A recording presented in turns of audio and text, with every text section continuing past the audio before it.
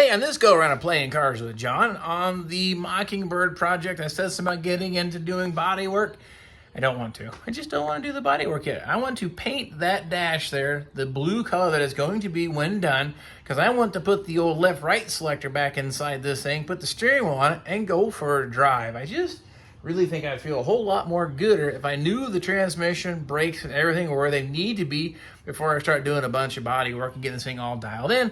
Not to mention, I just don't really love doing body work, so I'm trying to avoid it, but it's a necessary evil. That's not that it's body work's the end of the world. It takes a lot of time and my fingers, I tell you, I guess it's one of those things. I'm quick at a lot of things. When it comes to body work, I think maybe sometimes I'm too meticulous or too particular. What's the word? I don't know, but I really like to dial the thing in to where I'm finally happy with it. It's the best a lot of time. So that's, I guess, my saying what I got to say about the body works. But nonetheless, we're going to get this thing prepped. Now, you saw this carb shell got sandblasted. All that dash, window frame, and everything were media blast. That's my start. I media blasted all that. That is just a coat of epoxy primer you currently see sitting on there. So I'm going to take the Scotch-Brite pad, scuff that thing all nice and smooth. That's going to open up the paint so that I should take a top coat. And also that Scotch-Brite kind of works like a sandpaper. Take any kind of the blemishes or anything out of that and really level that dash off so the metal works real good. There's not a whole lot of metal really to look at on the dash, basically here on the passenger side,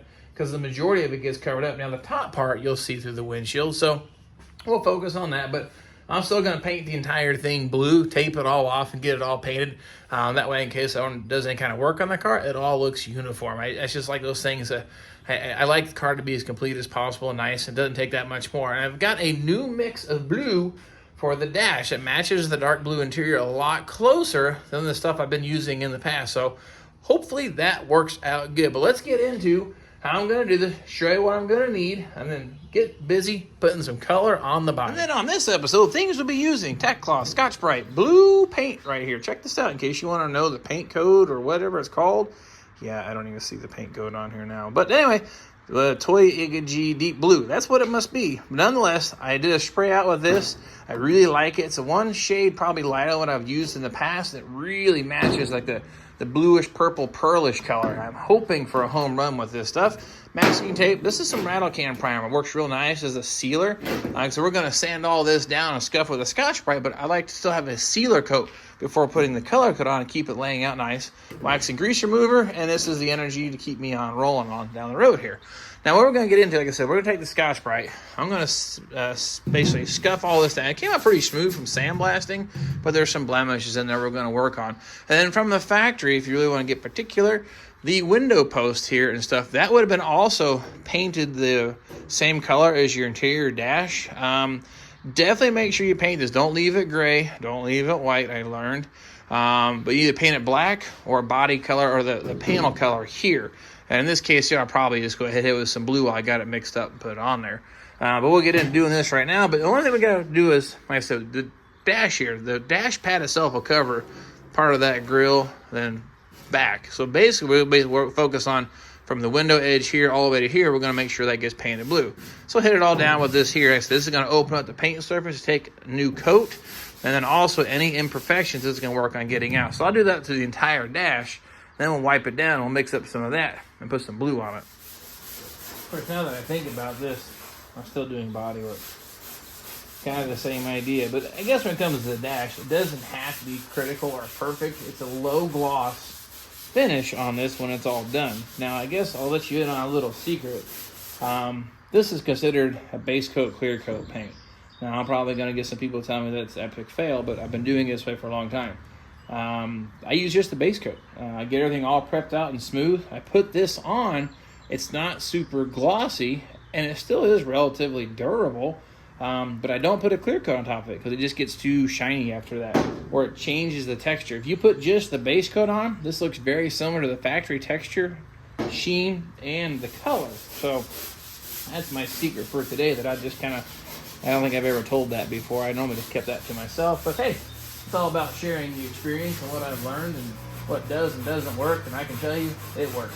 Now, of course, without the clear coat, supposedly you don't have your UV protection and weather protection, but Weather protection, don't worry about it. It's inside the car. UV protection, I've done cars that have been sitting out in the sun for car shows and driving them at 10,000 miles on them, and the paint still looks really nice. So I guess use that information as you choose or desire, right? So anyway, I'll work on getting this whole thing scuffed up. I mean, so this kind of works like sandpaper. It's like the equivalent of about 300 grit sandpaper. It'll take off any kind of nibs or anything that were left in the paint or any kind of dirt, because like I said, we literally had this thing sandblasted, and then I just went ahead and brought it into the shop, wiped it down, cleaned it off, and then shot it with a coat of epoxy. So, but, I'll keep on working on this here. I'll do the same thing here on the inside of the dash. Again, the only part that's going to be exposed when done is basically just this area here around the glove box door and a little bit down here.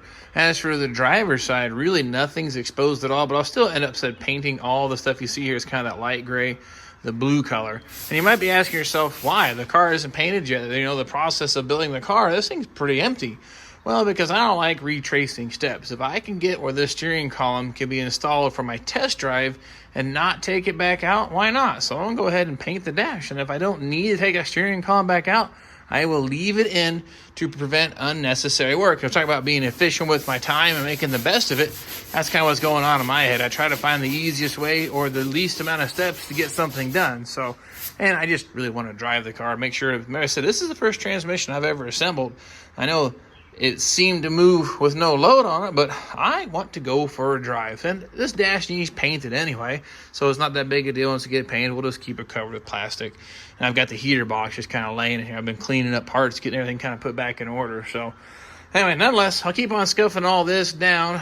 We'll get it all wiped off and blown off from dust, because we're going to have to stir up a lot of dust while doing this. And I don't want that getting back into the paint. So I'll get all this scuffed down with my Scotch-Brite and make sure everything feels like it needs to. And then I'll get everything masked off and we'll ready for the next step. All right, we're all sanded down. Just a quick little blow some of the dirt off there. Get any of the loose stuff blowing out of like these channels inside the dash. I may have some more dust from sanding just now, and probably some more sandblasting material for flipping this thing up on its side and back around. So they give it kind of quick little knock all the dirt out of it here. I'll proceed now to tape all this off and wipe it down. When it comes to masking, I guess my philosophy or my thoughts are on it is the more you mask off, the better things can be. Meaning like this big pocket here, or this hole here. When you're painting, it's definitely going to be stirring up the dust and moving things around. So if you can control that airflow by reducing what's blowing around, reduces the chance of blowing some kind of debris or junk into your finish. I know this is just the dash, but we're going to spend 10 minutes or so here taping all these little spots off like that. And I will guarantee it'll help ensure a better final product. And how much does masking tape really cost? Well, it's not that expensive. Mess up the paint job, have to start all over. Well, that's time and then money for material. So I used to say quite a few times, tape is cheap compared to buying all that paint again. So you'll see things like the defrost vent here. Same thing, I'll tape that all shut because right now I have room to get in here and do that. So now is the time to go ahead. I'll get all the rest of this mask off and you see how that's done. All right, so there's about 20 minutes of my life that I'll never get back, right? Well, it's necessary evil. Look, that's all masked off and ready to go. The next thing we're going to get into here, we're going to wipe it down with wax and grease remover, get anything kind of residue, dust, anything wiped out of this, really smooth the surface and ready for paint. I'm going to use the rattle can primer as my sealer, as my base. I would suggest doing that even if we're doing interior work. I can tell you right now, my experience, that if you put a sealer coat down right before you put your color coat on, especially metallics, it lays down a lot more even. I really could go direct to paint and it would probably be okay, but I feel like the paint flows better, it looks more even, and better coverage if you go ahead and put a sealer coat, even if it's just a rattle can down. That's a little more expensive stuff than just your normal Walmart stuff, but you get the idea. Do an experiment sometime. If you don't believe me, get all your surface all prepped and sanded, then do a spot where you put a sealer coat on, then a spot where you don't on the same surface. You'll find the part where you put that primer down, the paint lays down more even, and if it's metallic, better coverage too. So just my 2 cents, you could say. All right, I'll get this all wiped down, then I'll put a coat of that on there. Now on to the part we've all been waiting for, right? But nonetheless, all wiped down, ready to go. Just a super light coat of this, just to kind of even things out. That's all we're gonna have to do. And this takes but maybe 5 to 10 minutes here. It'll flash off really quick.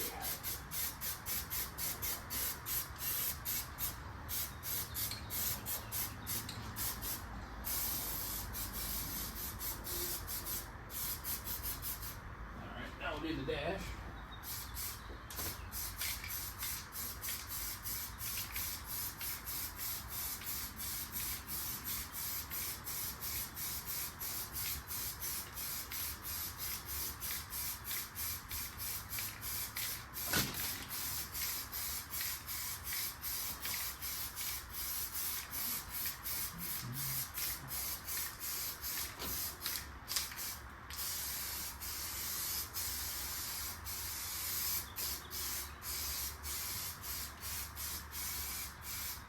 Give that a couple minutes. That's all flashed off and dry now. Everything is good. And you can also see if you use a primer, everything's nice and even. We had a little bit of black overspray, which you still see a little bit, but it was up into here. So this gets you more even coverage of that color with a sealer coat, especially a metallic, light blue, or medium blue. I think coverage is better. So we're going to get into next here. We're going to dump some paint in the old paint gun nonetheless, but 1.3 tip. Going to run about 45 PSI into the inlet here, then crank this down to somewhere around 25 to 28 PSI. That's a little high, but this gun's a little tired, a little old. I want some good atomization. And we'll do a little spray out, see how that looks, but I'll dump some paint in here and I'll show you what we're talking about. I dumped a little bit of paint here in the paint gun, and as you can tell, I hooked up the air hose. About 40 PSI is what it says on the gauge. But watch when you pull the trigger just for the air, how much that thing drops down. We're hitting about 21, 22 PSI now. That's going to be our low pressure, high volume, but now we're just going to set our spray pattern. Now, actually, I got it pretty good the way it's sitting right now. Now you can adjust the fluid here. I run that fluid all the way out. So I pull this trigger all the way back, and then I run this in to the point where the trigger comes in just a little bit. That's where I run the fluid at. Now the fan, that's pretty good for doing dash work. We're going to leave it like that. I'm going to put 2 coats, hopefully, on everything, get the proper coverage. At least that's my hopes for my plan, but let's see what the color this comes out with. Let's see what this looks like, just one little pass right here in the corner. Yep. And you can see that blue is actually really a bright blue on the first pass. Once that dries off, flashes, put the second coat on, should darken it up and get us where we need to be. So I'll go ahead and put 1 coat across the whole thing here. Now that's just the first coat. It looks pretty bright. They may have picked too light of a color, but I think the second coat is really going to darken it up quite a bit. And as you can see, the sheen, it's not super glossy. I don't really think you want a super glossy dash. Reflection or glare can be bad off these. That's why they use a matte or a flat finish. I think there's actually 2 different finishes for the interior. The top of the dash is one version, and the front of the dash was slightly glossier, but I just use this here on both. The seems work pretty good. So give it a couple more minutes to flash off, and we'll go ahead and hit it with the second coat. All right, well, here goes nothing, right? Now, the thing about it, like I said, this is just practice for your finished paint job. So, if anything, if you mess this up, not that big a deal. Sand it off and do it again.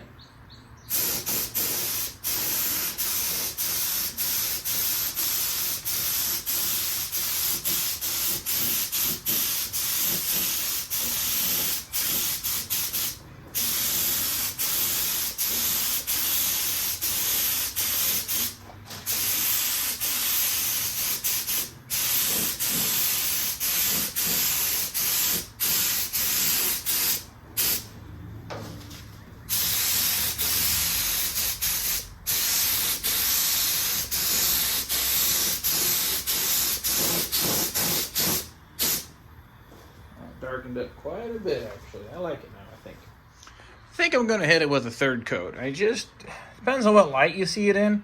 It looks darker and lighter depending on where the angle is at. Of course, it's still a little bit wet in spots. You can see it's still a little splotchy, but it's the right dark blue. But I tell you, I just like to be just a slight shade darker. Now, of course, out in the sunlight, it's probably going to change colors 100%, because that's why I looked at. The sample was in the sunlight, and it looked a lot darker in here. It almost looks like a bright blue, kind of like my hand. But anyway, I'll go ahead and let that sit for a couple more minutes. We're going to hit it with a 3rd coat and see what it looks like. I've also done the same thing here to the face of the dash. It actually looks a lot darker and more the color that I'm looking for. That's only because of the angle and the lighting. So I think 1 more coat should get us there, looking pretty good. I believe the third coat got what we were looking for. Still just a little wet, but you can see it's starting to dry up. And now it's that medium to dark blue with a little bit of a purple hue and a twist of pearl. That's about what the factory color was, in my opinion, looking at it side by side. So I'm thinking it looks pretty good. Liking that. I went ahead and did the steering column while we were messing around, so that's all painted too. So whenever that dries, then I go work on putting the left-right selector in this thing. We can go for a drive. But in the meantime, I'll go ahead and rip off all that masking tape and paper because I no longer need that because we are done.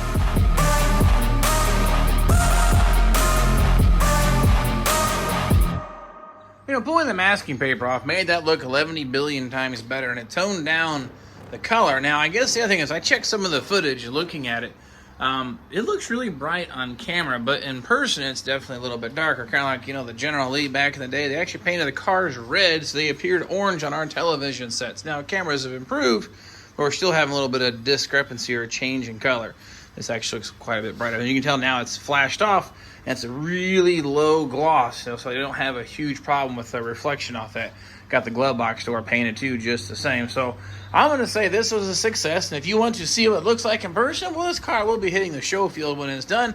You can check out this color, and if you like it, you can order your own mix of it there and put it on the car. But so far, I really like it. So you have a dash all painted in Project Mockingbird. So work on the steering column, get it, put it back in, and go for a drive around the block, and then we'll get into doing body work. You see that enthusiasm coming out there? You guys know why. It's just time-consuming, but necessary evil. So we hit 10,000 subscribers. That's only because of you guys watching, sharing, and liking, subscribing, whatever it all works out to be. I definitely appreciate that just the same. I'll keep on working on footage and videos for the great pumpkin, the Mockingbird, and definitely sharing it with you. And of course, I've got some of the ideas you guys have posted, like for adjusting the quarter glass on these. I got a couple other video suggestions that are coming in. Don't you worry, I will definitely get those in queue to get them going, because these are the things that helps me share what you guys are looking for, and I hope that it helps. That's kind of the plan behind the channel, and making it all happen here in this little crummy, I shouldn't say crummy, it's a really cool two-car garage. So anyway, I appreciate you following me on the journey of the Mockingbird. I will definitely grab the camera and hope to see you guys next time.